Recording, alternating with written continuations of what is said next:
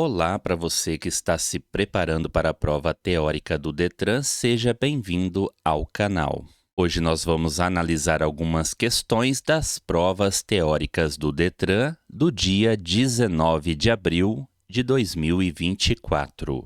Portanto, você que vai realizar a prova do Detran, confira a partir de agora estas questões que eu separei para a gente conferir. Primeira questão. A figura abaixo representa o cruzamento de duas grandes avenidas que apresentam trânsito congestionado.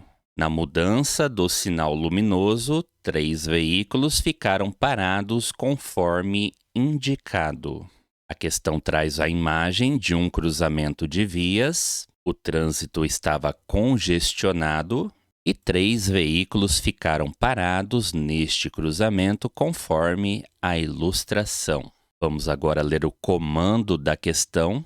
Ocorre infração de trânsito apenas para quais veículos? Perceba que o veículo número 1 e também o veículo número 2 ficaram parados na área de cruzamentos e também sobre a faixa de travessia de pedestres. Já o veículo número 3 ficou parado em local apropriado. Logo, ocorre uma infração de trânsito para os veículos 1 e 2.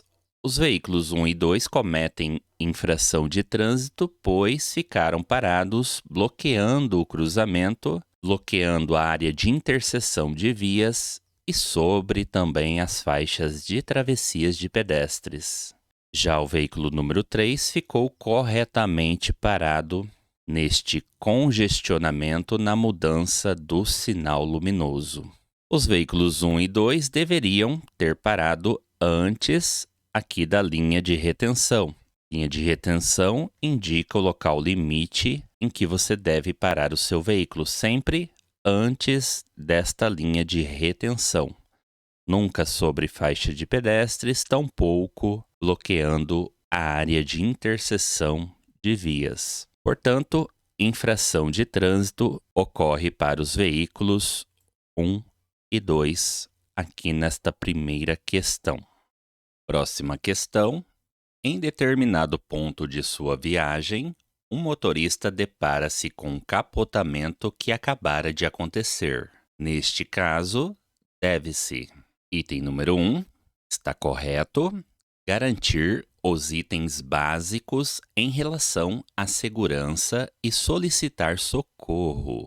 Item 2, está errado, remover as vítimas do veículo. Item errado, não se deve remover as vítimas do veículo sem os cuidados necessários com a imobilização, a restrição de movimentos destas vítimas, principalmente em relação à coluna cervical. Logo, a palavra remover deixou a resposta errada.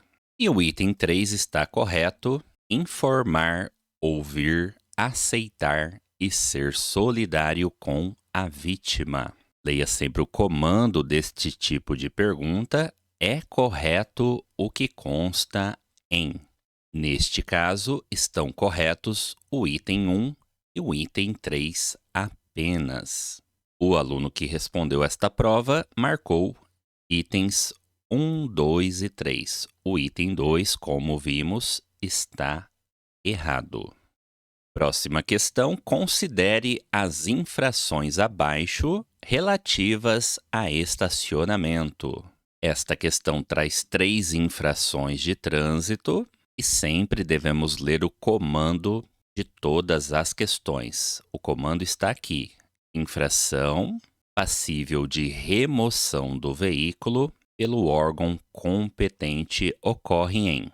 Quais são aqui infrações de estacionamento irregular que prevêem a medida administrativa de remoção do veículo? Para quem assistiu às aulas, estudou direitinho, nas aulas a gente explica que as infrações de estacionamento irregular, sem a presença do condutor, prevêem a remoção do veículo, com exceção de apenas uma tem uma infração apenas de estacionamento irregular que não prevê a remoção do veículo. Todas as demais prevêem remoção do veículo, exceto a infração de estacionar na contramão de direção. Estacionar na contramão de direção só prevê a penalidade de multa e não prevê a medida administrativa de remoção do veículo. Sendo assim, vamos analisar as infrações citadas na questão.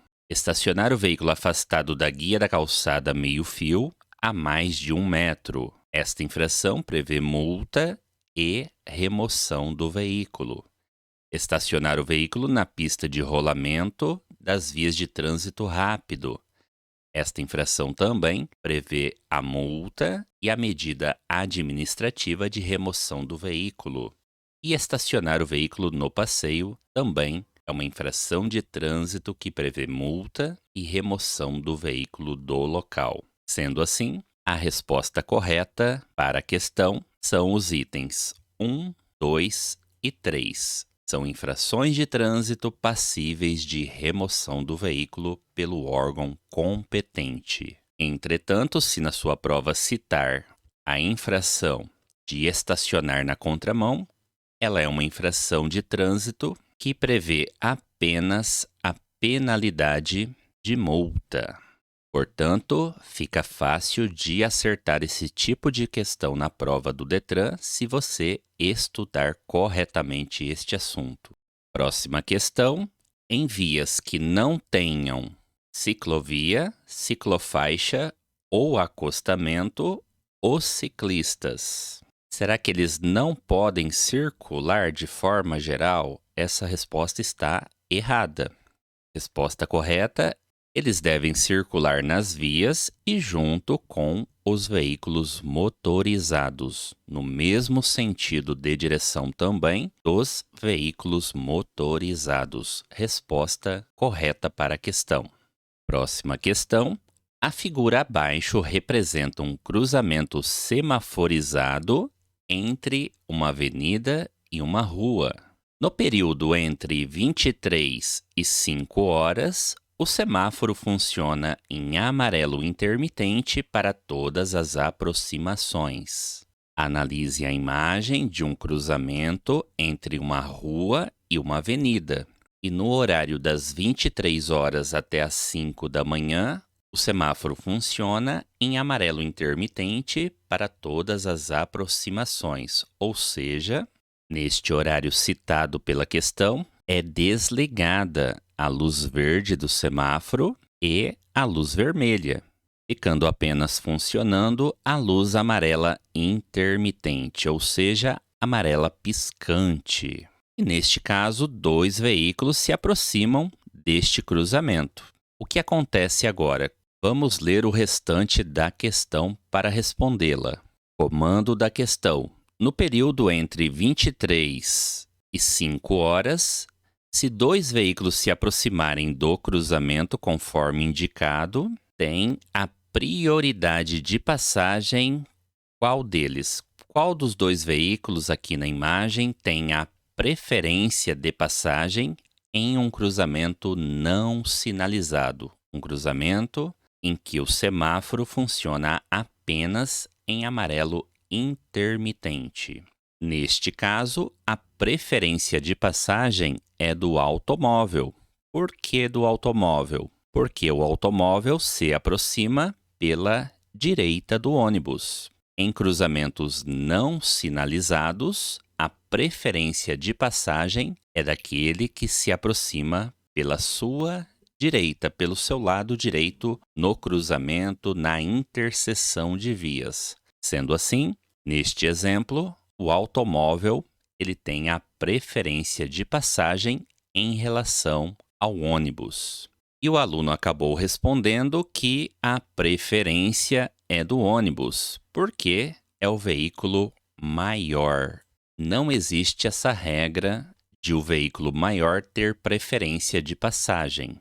Em cruzamentos não sinalizados, nós vamos respeitar 3 regras de preferência. Primeira regra, se o cruzamento ele é com uma rodovia. Se o cruzamento é com rodovia, tem preferência de passagem aquele veículo que transita por ela. Esta é a primeira regra. Próxima regra, cruzamento com rotatória. Em cruzamentos com rotatória, a preferência de passagem é do veículo que já circula pela área de rotatória, ou seja, o veículo que já está circulando pela rotatória tem preferência de passagem em relação aos veículos que estão chegando ao cruzamento. E terceira regra, nos demais casos, veículo que se aproxima pela direita do condutor, que é o caso cobrado aqui na questão. O automóvel está à direita do ônibus, logo, ele tem a preferência de passar primeiro por este cruzamento que não está sinalizado. Em cruzamentos não sinalizados, devemos respeitar essas regras de circulação. Mais uma questão: o ciclista está no meio da travessia da via quando o semáforo fica verde.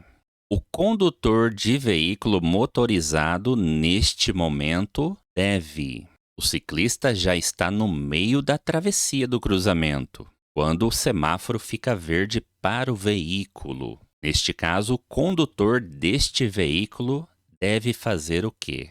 Resposta errada. Muitos alunos marcam esta resposta na prova. Esta resposta está errada.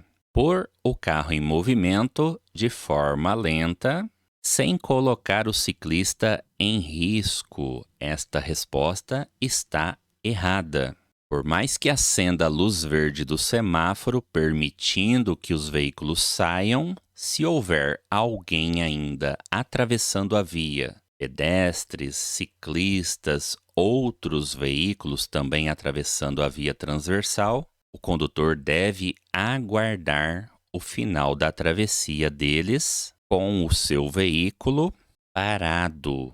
Nós devemos aguardar a travessia com o nosso veículo parado. O pedestre, o ciclista ou demais veículos têm o direito de terminar a travessia e nós ficamos com o nosso veículo parado aguardando. Esta é a resposta correta e também a atitude correta no trânsito. Próxima questão, em relação aos motociclistas, é regra de segurança obrigatória. O que é uma regra de segurança obrigatória para motociclistas? É uma regra de segurança obrigatória usar viseiras ou, na falta da viseira, um óculos de proteção. Usar um bom capacete devidamente afixado à cabeça, manter o farol da motocicleta sempre aceso quando em circulação. E esta resposta, por que está errada? Não transportar crianças. Esta é uma resposta errada em qualquer questão de prova do Detran. Na moto, pode transportar crianças? Depende. Existe uma proibição para o transporte de crianças menores de 10 anos ou que não tenham, nas circunstâncias, condições de se cuidarem sozinhas.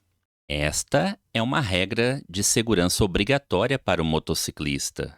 Não transportar na sua moto crianças que sejam menores de 10 anos ou que não tenham, nas circunstâncias, condições de cuidarem de sua própria segurança.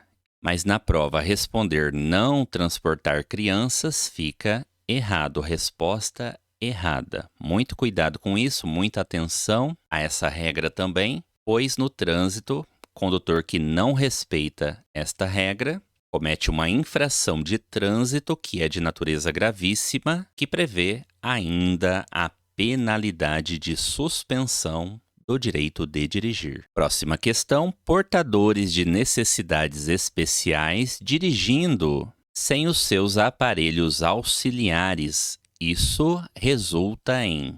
Aqui nós temos também um macete semelhante àquele das infrações de estacionamento que a gente viu numa questão anterior. Em questões de estacionamento irregular, você vai se lembrar da palavra remoção do veículo. Já neste caso aqui desta questão, quando for algo obrigatório para o condutor, passageiros ou para o veículo, você deve se lembrar desta palavra aqui, retenção do veículo. Retenção é uma medida administrativa aplicada normalmente nas infrações por falta de itens obrigatórios, como o caso aqui na questão. Uma pessoa dirigindo sem seus aparelhos auxiliares exigidos na sua habilitação, como, por exemplo, o óculos, as lentes corretivas, o aparelho de audição,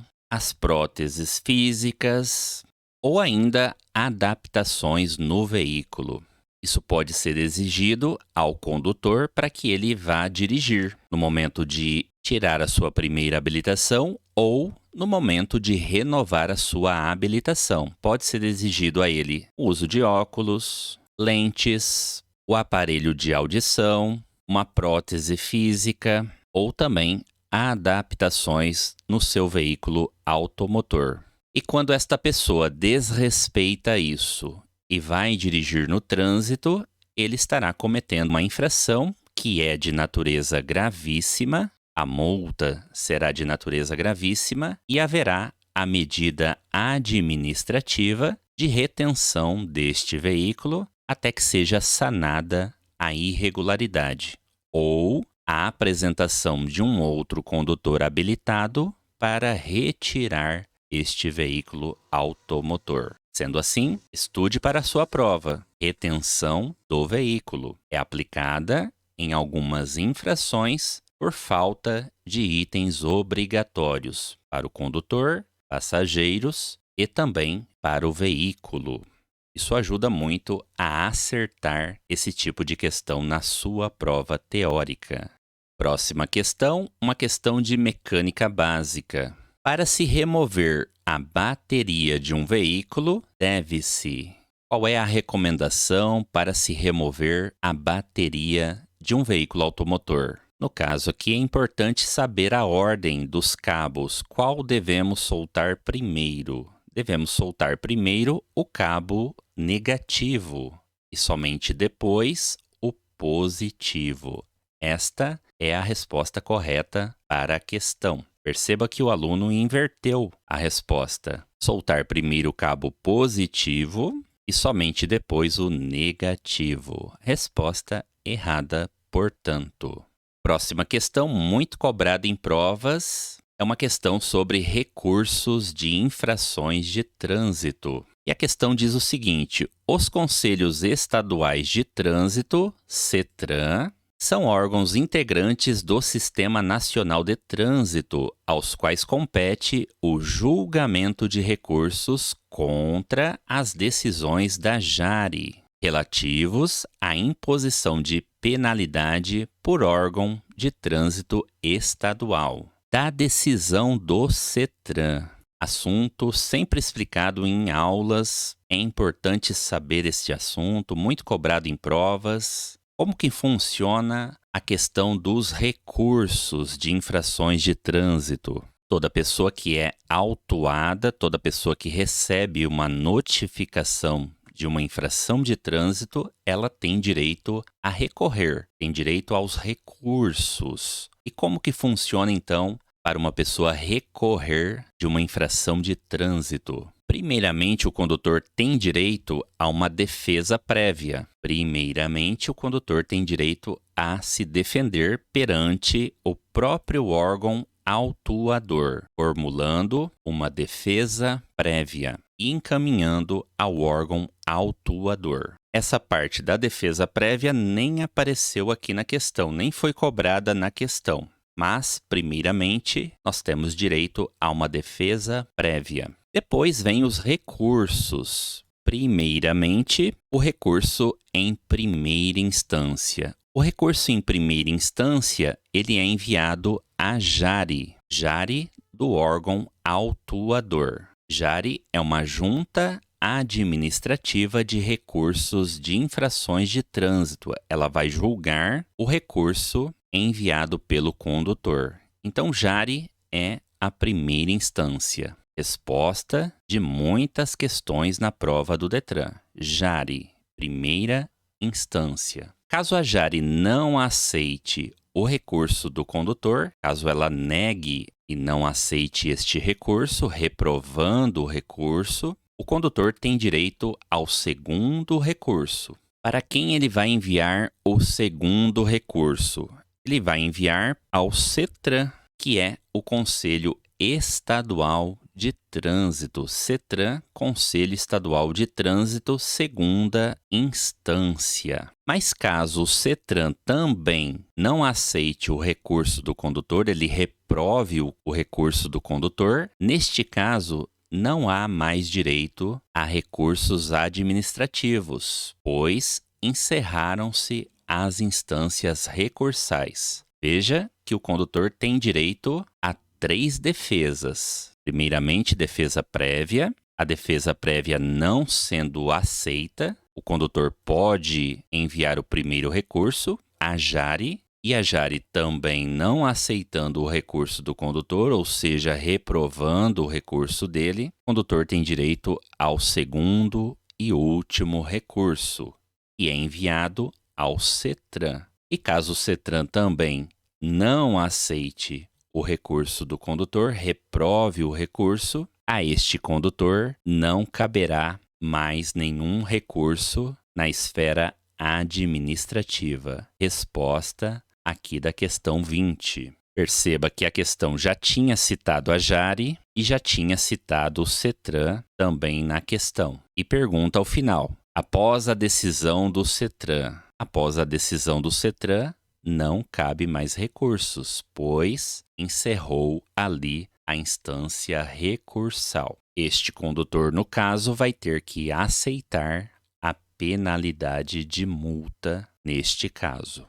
Próxima questão, a sinalização horizontal que indica ao condutor a proibição para estacionar é feita na cor. Qual é a cor de uma sinalização horizontal que indica ao condutor a proibição para estacionar? A sinalização horizontal é aquela sinalização no pavimento, pintada sobre a pista de rolamento. E se ela indica proibição para estacionar, ela é feita na cor amarela. Cor amarela proíbe o estacionamento. Já a cor branca, ela delimita a parte da via onde o estacionamento e a parada são permitidos. Portanto, cor branca no pavimento demarcatória sinaliza ao condutor uma permissão para estacionamento. Já a cor amarela indica ao condutor uma proibição para estacionar. Próxima questão. Em uma rodovia, cuja velocidade máxima permitida é de 80 km por hora, ocorreu uma colisão de um carro com um ônibus. O acidente aconteceu às 11 horas da manhã e a pista estava seca. Para esta situação, recomenda-se que a distância do acidente para o início da sinalização deve ser de... Qual é a distância necessária para o início de uma sinalização de trânsito em um acidente que aconteceu em uma rodovia com velocidade máxima de 80 km por hora, às 11 horas da manhã, com pista seca, ou seja, sem condições adversas. A questão não citou condições adversas. Neste caso, é bem simples. Nós vamos apenas igualar a velocidade desta via em passos longos de um adulto. Logo, resposta para a questão, 80 passos longos de um adulto. Resposta correta. No entanto, muita atenção agora, se a questão citasse qualquer tipo de condições adversas, por exemplo, noite, né? A questão poderia ter citado um horário noturno. Ou a questão poderia ter citado que a pista estava molhada. A questão poderia ter citado chuva, neblina, cerração, granizo, ou seja, qualquer condição adversa. Quando nós temos qualquer condição adversa, no momento do acidente, no momento de sinalizar esta via, o que nós vamos fazer com essa distância? Nós vamos simplesmente dobrar a distância para a sinalização desta via. No caso aqui da questão, como a pista é 80 km por hora, nós vamos dobrar essa distância. Serão necessários 160 passos longos. Sempre assim, siga esta regra para a sinalização de uma via. Sinalize sempre de acordo com a velocidade máxima desta via. E se tiver alguma condição adversa, no momento de fazer a sinalização, dobre a distância para o início da sinalização. E perceba a resposta do aluno. 40 passos e ainda passos médios. Errou a questão 2 vezes. Não são passos médios, são passos longos e não são, nesse caso, 40 passos. Nesse caso, são pelo menos 80 passos longos, de acordo com a velocidade máxima citada aqui na questão. Próxima questão. 3 motoristas estão completando 1 ano com suas respectivas permissões para dirigir. Durante esse primeiro ano, o histórico de infrações de trânsito de cada um foi o seguinte. Então, a questão cita 3 condutores que estão completando aquele primeiro ano com sua permissão para dirigir. E você sabe que, dependendo da infração cometida, a permissão ela pode ser cancelada. É isso que esta questão está cobrando. Então vamos aos condutores, aos motoristas. O motorista número 1, ele cometeu uma infração de natureza grave. O que acontece com esse motorista? Uma infração de natureza grave. Motorista número 2, ele cometeu 2 infrações de natureza média. Motorista 2, 2 infrações de natureza média. E o motorista número 3, ele cometeu 3 infrações de natureza leve. Leia sempre o comando de todas as questões, muita atenção ao comando. A Carteira Nacional de Habilitação, a CNH, será conferida apenas a qual ou quais condutores aqui na questão. Ou seja, quem vai receber a CNH dos 3 condutores aqui na questão? Quem vai ter direito a receber a carteira de habilitação após 1 ano? Resposta da questão: motorista 3 apenas. Somente o motorista 3 vai receber a sua carteira nacional de habilitação definitiva, pois o motorista 3 cometeu 3 infrações de natureza leve.